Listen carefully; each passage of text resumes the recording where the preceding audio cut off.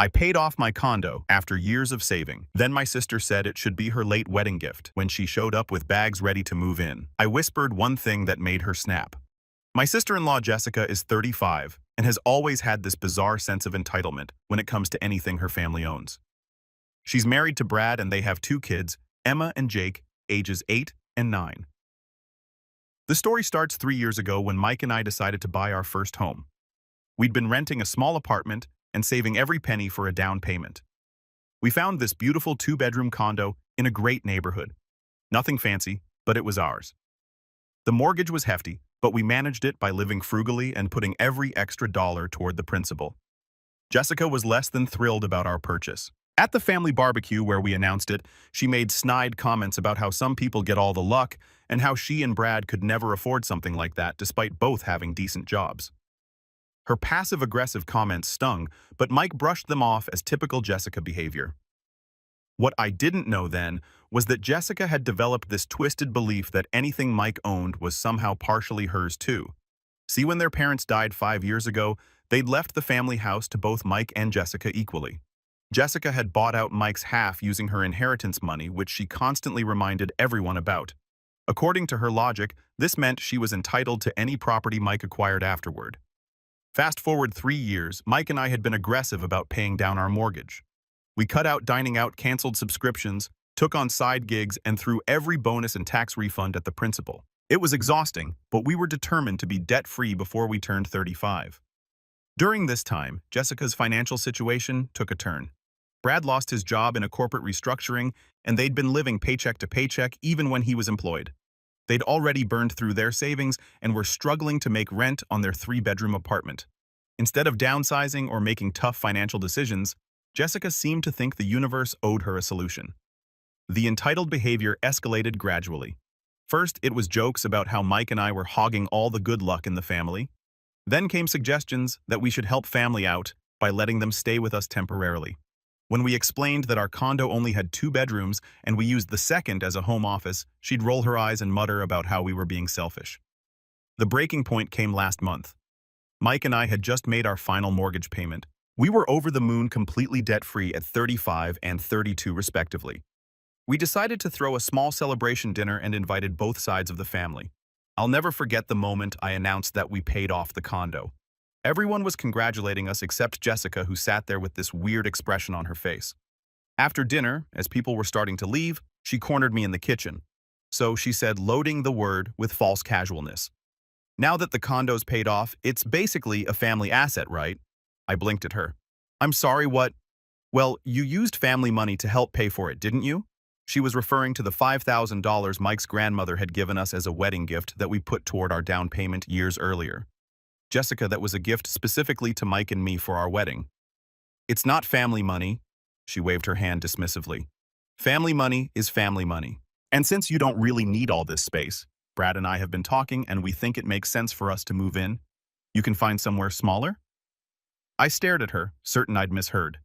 You want us to move out of our home so you can move in? It's not just your home though, is it? It's a family asset. Mike inherited that house with me, and now you two have this place. It's time to share the wealth. Her tone was matter-of-fact, like she was discussing the weather. Jessica, we bought this condo. We've spent 3 years paying for it. It's in our names. But you wouldn't have been able to buy it without family help, she insisted. That $5,000 was the difference maker, and that came from our family. Plus, Mike's always been a golden child. Mom and Dad helped him through college while I had to take out loans. This was completely false. Mike had worked 2 jobs through college and graduated with debt just like Jessica. But I could see there was no reasoning with her. We're not moving out of our home, Jessica. Her mask of false reasons slipped. Well, maybe you should think about what's best for the family. Brad's been out of work for months and Emma needs stability. You two are being incredibly selfish. Before I could respond, Mike walked into the kitchen. Hey, what's going on? Jessica immediately switched tactics, putting on her wounded victim voice.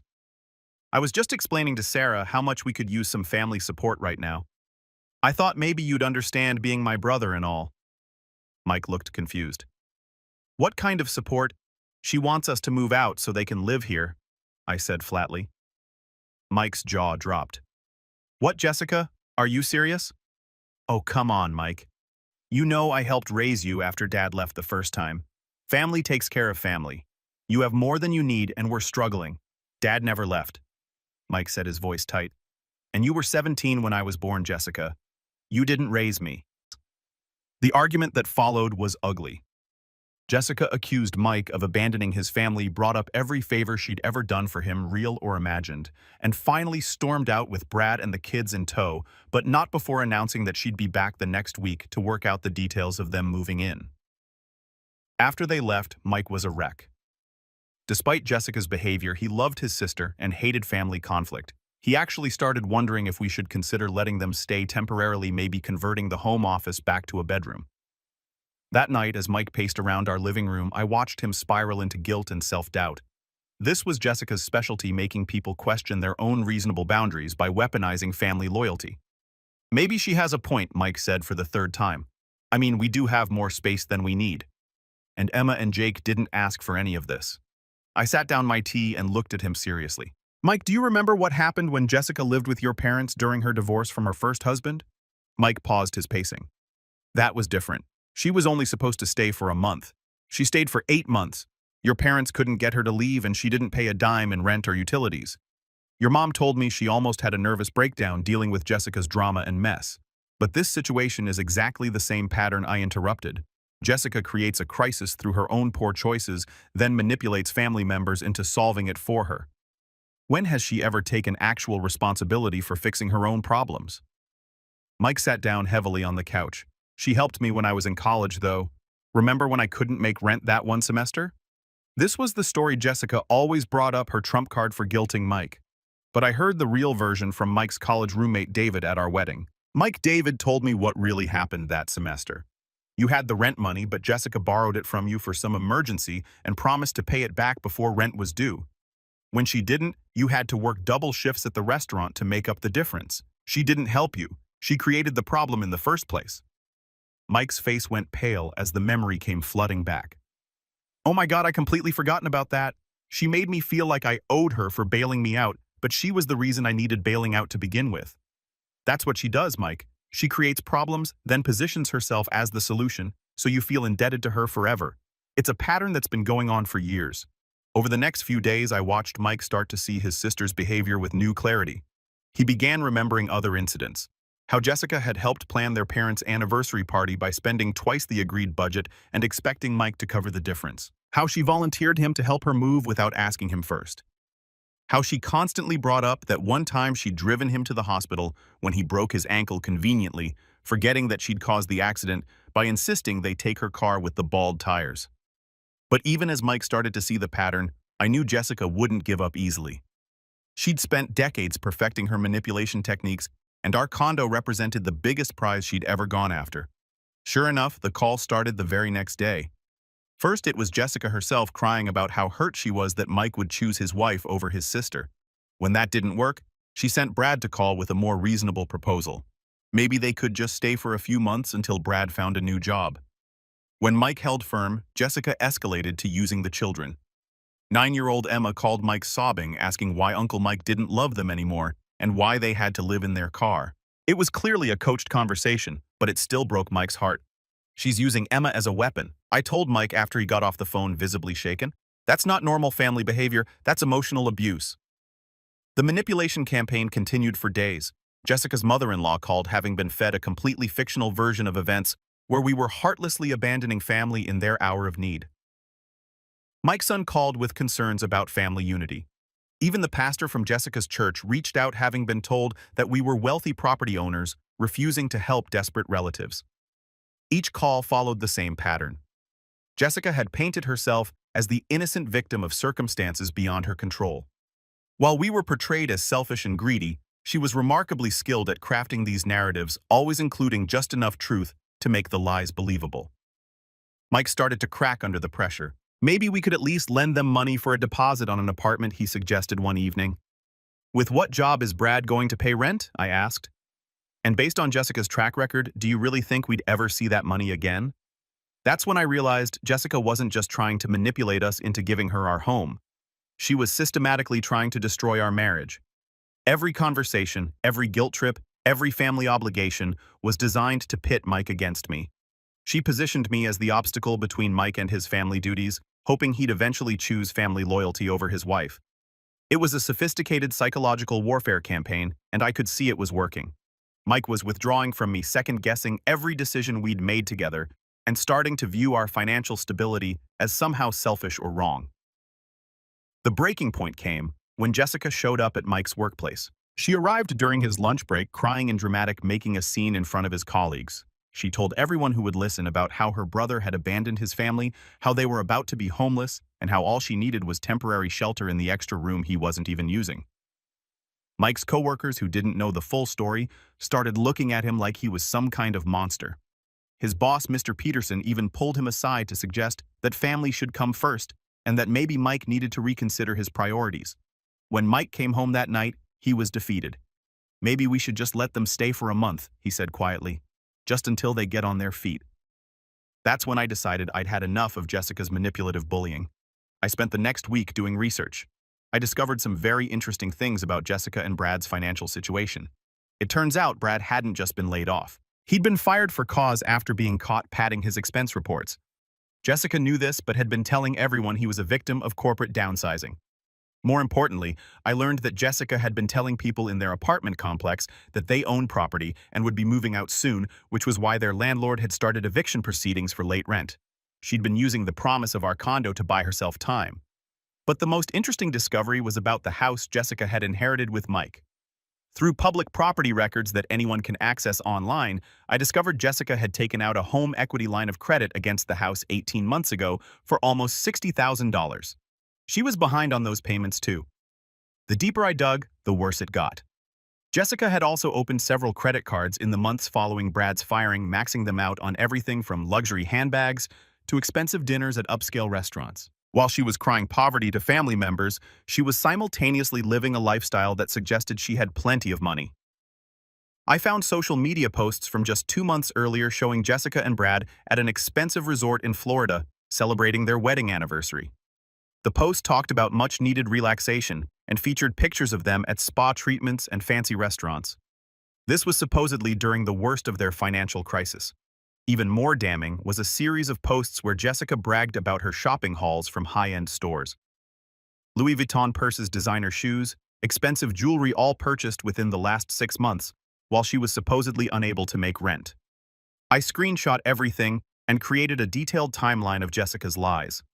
The picture that emerged was of someone who was living beyond her means while systematically deceiving everyone around her about her true financial situation. But the most shocking discovery came when I contacted a friend who worked at the unemployment office. Jessica had been claiming that Brad was receiving unemployment benefits, but there was no record of him ever filing a claim. Either he wasn't eligible because of being fired for cause, or Jessica was lying about that too. I also learned that Jessica had been running a small side business from their apartment, some kind of online jewelry sales, but hadn't reported the income on any loan applications or to the IRS. She'd been depositing cash payments into a separate bank account that Brad apparently didn't know about. The web of lies was staggering. Jessica wasn't just stretching the truth or exaggerating their problems.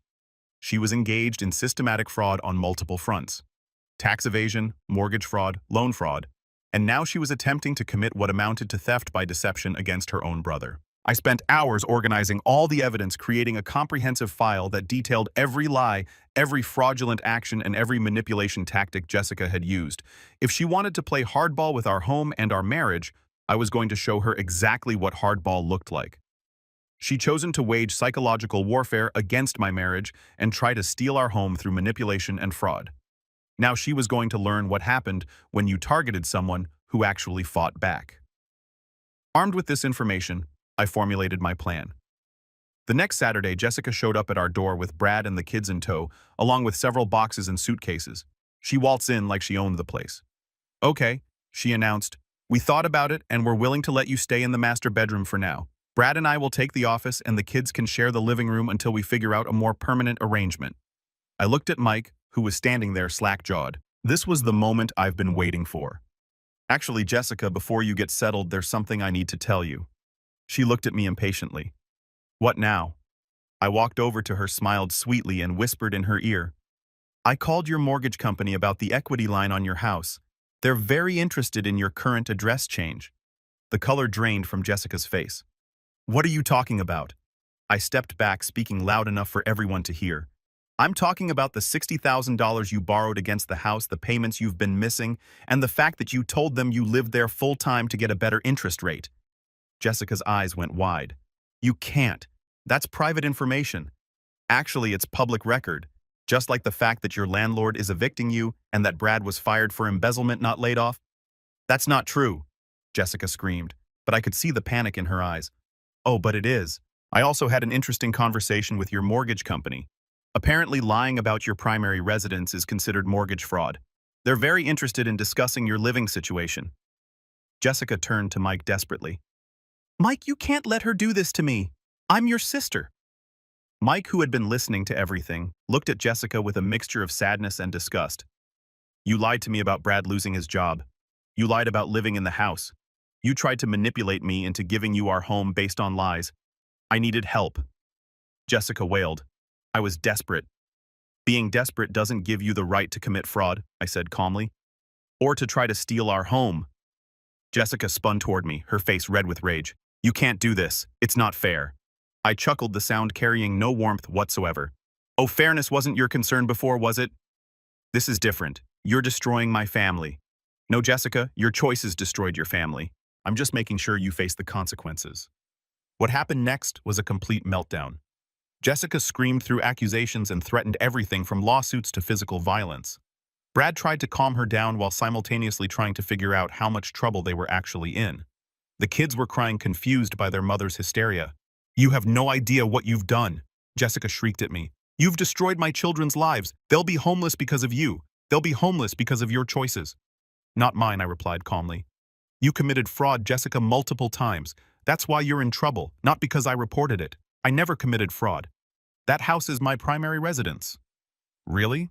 Because your utility bills show you've been living in the apartment for the past 2 years. Your children are enrolled in schools in this district, not the district where the house is located.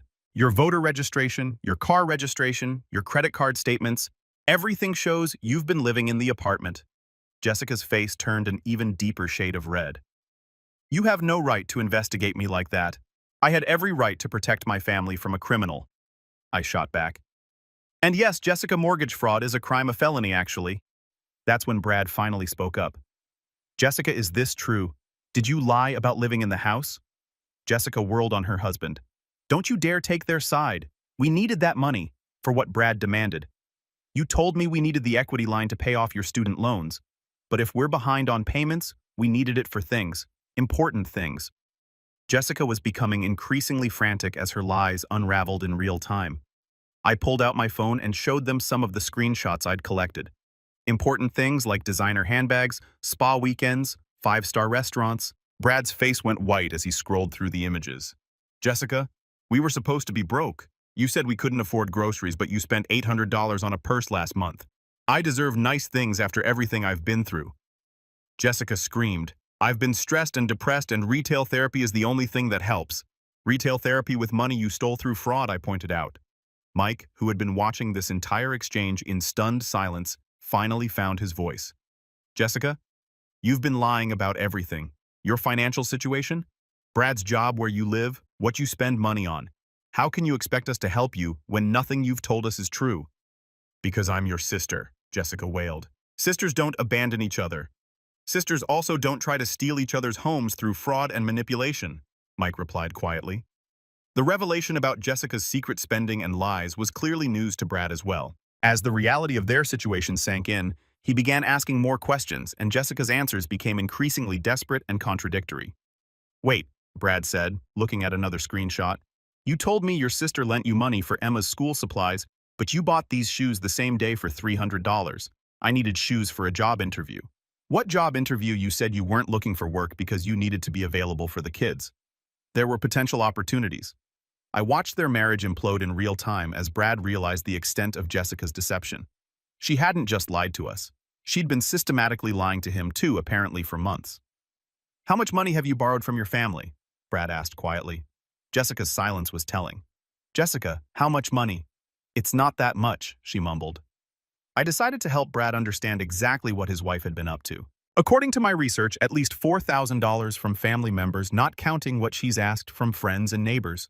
She's also got about $40,000 in credit card debt that you might not know about. Brad stared at his wife in shock. $40,000, Jessica. How is that possible? You lost your job. I had to keep us afloat somehow, by committing fraud and lying to everyone who cares about us. The fight between Jessica and Brad continued for another 20 minutes, with Jessica alternately trying to justify her actions and blame everyone else for her problems. She blamed me for being vindictive, Mike for being unsupportive, Brad for losing his job, the mortgage company for being unreasonable, and society in general for not understanding how hard her life was. What she never did was take actual responsibility for any of her choices. Finally, Mike stepped in. Jessica, you need to leave now. But Mike, no. You tried to steal our home. You lied about everything. You brought your children here planning to force us out of our own place. I'm done. It took another hour of drama, but eventually they left. Jessica was still screaming threats as Brad loaded their stuff back into their car. The aftermath was swift and brutal. The mortgage company launched an investigation into Jessica's loan the following Monday. Since she couldn't prove she was actually living in the house and had been making payments, they called the full amount due immediately. Her landlord completed the eviction process by Wednesday. Jessica, Brad, and the kids ended up staying in a motel while Brad's parents decided whether to let them crash in their basement. The house Jessica had inherited, the one she'd been so proud of buying Mike out of, went into foreclosure within 2 weeks. She lost everything. The legal consequences were swift and severe. The mortgage fraud investigation led to criminal charges being filed against Jessica. Because the amount involved was over $50,000, it qualified as a felony with potential prison time. Jessica tried to hire a lawyer, but couldn't afford one. With her finances in ruins, the public defender assigned to her case quickly realized that the evidence against her was overwhelming and recommended she take a plea deal. The plea agreement required Jessica to make full restitution to the mortgage company, which was impossible given her financial situation. She was sentenced to 2 years of probation community service in order to attend financial counseling and therapy for compulsive spending. The criminal conviction made it nearly impossible for Jessica and Brad to find decent housing. Most landlords run background checks, and a felony fraud conviction is an automatic disqualifier. They ended up having to rent a rundown trailer in a questionable neighborhood, paying twice the normal rate because the landlord specialized in renting to people with criminal records. But the financial consequences were just the beginning of Jessica's problems. The investigation into her mortgage fraud had uncovered her unreported income from the jewelry business, which triggered an audit from the IRS. She owed thousands in back taxes and penalties, money she obviously didn't have. The IRS garnished her wages from the retail job she'd finally been forced to take, leaving the family with barely enough to survive. Brad was working 2 part-time jobs, but his association with Jessica's criminal activity made it difficult for him to find steady full-time employment. The stress destroyed what was left of their marriage. Brad had initially tried to stand by Jessica, believing her claims that she'd only been trying to help their family. But as the full extent of her deception became clear, he realized he'd been married to a stranger. The breaking point came when Brad discovered that Jessica had forged his signature on several of the credit card applications. Not only had she committed fraud against financial institutions, she'd also committed identity theft against her own husband. "I was trying to protect you," Jessica insisted when confronted with copies of the forged documents. "If the applications were in your name too, it would hurt your credit. You forged my signature, Jessica. You committed identity theft against me, your own husband. How is that protecting me? I didn't have a choice. We needed the money. We needed the money because you were spending thousands of dollars on designer clothes and spa treatments while telling me we were broke." The divorce proceedings were brutal. Brad filed for divorce citing irreconcilable differences, but also requested that Jessica be held responsible for all the fraudulent debts since she'd hidden them from him. He had documentation showing that he'd been unaware of most of Jessica's spending and borrowing. Jessica tried to claim that Brad was abandoning his family in their darkest hour, but the evidence of her systematic deception was too overwhelming. Even Jessica's own mother testified that she was concerned about her daughter's relationship with truth and money. Brad managed to find a better job, but it paid 30% less than his old one, and they had to move 3 states away to take it. Before they left, Jessica made one final attempt at reconciliation, calling Mike to apologize and ask for financial help with the moving costs. Mike's response was simple: "You made your choices, Jessica. Live with them." The family fallout was intense, but relatively short-lived. A few relatives initially took Jessica's side, believing her version of events where we had heartlessly destroyed her life. But when the truth about Brad's firing and the mortgage fraud came out, support dried up quickly. Jessica's mother-in-law, who had initially offered them her basement, rescinded the offer when she learned about the fraud. "I can't have criminals living in my house," she told Brad over the phone while Jessica listened on speaker. Mike's aunts and uncles, who had known Jessica since she was born, were disgusted by her behavior. Uncle Robert, who had always been Jessica's favorite, called Mike to apologize for not seeing through her manipulation sooner. "I always knew Jessica had entitlement issues," he said, "but I never imagined she'd commit fraud and try to steal your home." The extended family gradually learned the full scope of Jessica's lies. She'd been borrowing small amounts of money from various relatives for months, always with some SAB story about temporary hardship. Nobody realized others were also lending money until people started comparing notes at a cousin's wedding. Aunt Margaret had lent her $800 for car repairs. Uncle David had given her $500 for Emma's school supplies. Cousin Lisa had covered $600 for emergency medical bills. In total, Jessica had scammed nearly $4,000 from family members. The revelation completed Jessica's social exile from the family. The final nail in the coffin was when Grandma Helen, the family matriarch who had always doted on Jessica, called to tell her she was disappointed and ashamed and wouldn't be sending birthday gifts to the grandchildren anymore.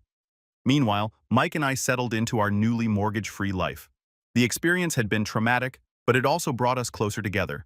Mike finally saw his sister for who she really was, and I gained a new appreciation for how important it is to protect what you've worked for. We used some of the money we would have been spending on mortgage payments to take a delayed honeymoon to Italy. While we were there sipping wine in Tuscany, Mike got a text from Brad. "Jessica wants to know if you'll co-sign on an apartment lease for us. The bankruptcy attorney says we need someone with good credit." Mike showed me the message. I raised an eyebrow. "What should I tell him?" Mike asked. I pretended to consider it seriously. "Tell him that fairness wasn't our concern before, so why should it be now?" Mike laughed and typed back, "No." The best part of this whole story happened 6 months later. Brad had found a decent job, and they'd managed to rent a small apartment in their new city. Jessica had been forced to take a part-time job at a retail store, something she considered beneath her. I was browsing Facebook when I saw a post from Jessica on a local community page in her new town. She was asking if anyone knew of available rentals, because their landlord was raising their rent, and they couldn't afford the increase. The comments were brutal. Multiple people had looked up Jessica's background after her previous posts complaining about unfair treatment from landlords and employers. Someone had found the public records of her mortgage fraud case. "Isn't this the same Jessica Morrison who committed mortgage fraud in our old city?" One comment read, "She tried to scam my church for rent money last month." Another added said she was a single mother whose husband died in Afghanistan, but I looked it up, and her husband works at the tire shop downtown. The thread devolved into a public discussion of Jessica's various lies and scams. By the end, she deleted the post, but screenshots were already circulating in local Facebook groups. The lesson here, I suppose, is that entitlement and fraud have consequences. Jessica spent years believing she deserved whatever she wanted, regardless of who she had to hurt to get it. She was so convinced of her own victimhood that she couldn't see how her actions affected others. When she tried to steal our home, she probably thought she was just being clever, finding a way to solve her problems at our expense. She never considered that her lies would catch up to her, or that her victims might fight back. Mike still feels guilty sometimes about not helping his sister when she was struggling. But I remind him that there's a difference between helping family and enabling fraud. Jessica didn't want help. She wanted us to solve her problems by sacrificing our own security. The other family members who had been scammed eventually realized they'd been manipulated. Uncle Robert started a group text with everyone Jessica had borrowed money from, and they discovered her systematic approach to the con. She told each person they were the only one she was asking, that she was embarrassed to need help, and that she'd pay them back as soon as Brad's severance pay came through. None of them ever got their money back. Jessica and Brad's bankruptcy wiped out most of their debts, including the family loans. As for Mike and me, we're doing better than ever. We've started a small investment portfolio with the money we're not spending on mortgage payments. We're talking about having kids in the next couple of years, and we're grateful we won't be raising them around Jessica's toxic influence. I recently heard through the family grapevine that Jessica is still struggling. Brad's job isn't stable, and they've moved twice more due to various landlord disputes. Jessica has been banned from several local churches for trying to scam their benevolence funds with false sob stories. The kids are doing okay, thankfully. They're staying with Brad's parents during the week so they can remain in the same school district while Jessica and Brad live in a studio apartment across town. It's a sad situation for Emma and Jake, but at least they have some stability. Mike's relationship with his sister is probably irreparable. She's reached out a few times always when she needs something, but never with a genuine apology. Her last message was asking if we could lend them money for Christmas presents for the kids. Mike didn't respond. I know some people might think my revenge was too harsh. After all, Jessica does have children and they're innocent victims in this situation. But I refuse to feel guilty for protecting our home and our future. Jessica made a series of deliberate choices, committing fraud, lying to family, trying to manipulate us out of our home. The consequences of those choices aren't my responsibility. The truth is, if I hadn't acted when I did, Jessica would have continued escalating. She was already spreading lies about owning our condo to strangers in her apartment complex. Who knows what other fraudulent schemes she might have attempted using our property as collateral. Sometimes I wonder what would have happened if I just let her move in temporarily as Mike initially suggested. Would she ever have left? Would we have ended up losing our home to her anyway?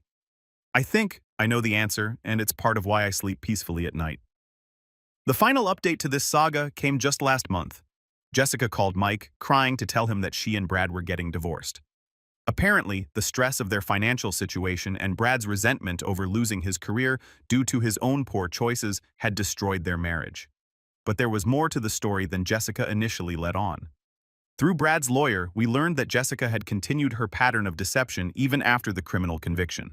She'd been caught running small-scale scams in their new town, including attempting to sell fake jewelry online and creating sob stories to collect money from local charity organizations. The final straw for Brad came when Jessica tried to claim that one of her children had a serious medical condition requiring expensive treatment.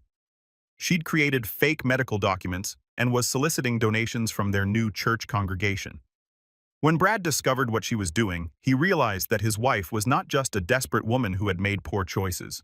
She was a compulsive liar and con artist who would never change. She tried to use our children as props in her scams.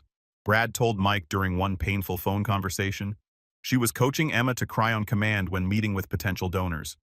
I can't expose my kids to that anymore. The custody battle was complicated by Jessica's criminal record and continued fraudulent behavior. Brad was awarded primary custody with Jessica getting supervised visitation only. The judge noted in his ruling that Jessica's pattern of deception and manipulation made her a potential danger to the children's emotional well-being. I need to come home, she sobbed into the phone. I need family. Mike listened patiently. Ben said, Jessica, you destroyed your relationship with this family when you tried to steal our home. You can't come back from that. But I'm your sister. Sisters don't commit fraud against each other. Sisters don't try to manipulate each other out of their homes. You stopped being my sister the day you walked into our kitchen and demanded we give you our life. After Mike hung up, he sat quietly for a long time. I could tell he was sad about how things had ended despite everything Jessica had done. Do you think I'm being too harsh? He asked. I took his hand and squeezed it. You're protecting your real family now. That's what husbands do. And that's exactly what he did. We're building a life based on honesty, hard work, and mutual respect. Jessica could have been part of that, but she chose entitlement and fraud instead. Looking back on this whole experience, I learned that sometimes the people who claim to love you the most are the ones most willing to destroy your life for their own benefit. Jessica spent years building a relationship with Mike based on manipulation and guilt, positioning herself as the victim who deserved his constant support. When we wouldn't enable her anymore, when we refused to be her latest victims, she revealed who she really was. The mask came off completely, and underneath was someone willing to destroy her brother's happiness to solve her own problems. I also learned that standing up to bullies and manipulators is essential even when they're family, especially when they're family. The people closest to us often have the most power to hurt us, and the greatest expectation that will allow it. Jessica is still out there somewhere, probably looking for new victims to manipulate and new schemes to try. But she's not our problem anymore. Mike and I have each other, our beautiful home, and a future built on truth instead of lies. And every time I walk into our living room and look around at our mortgage-free condo, I smile and think, fairness wasn't your concern before, was it, Jessica? But it sure is.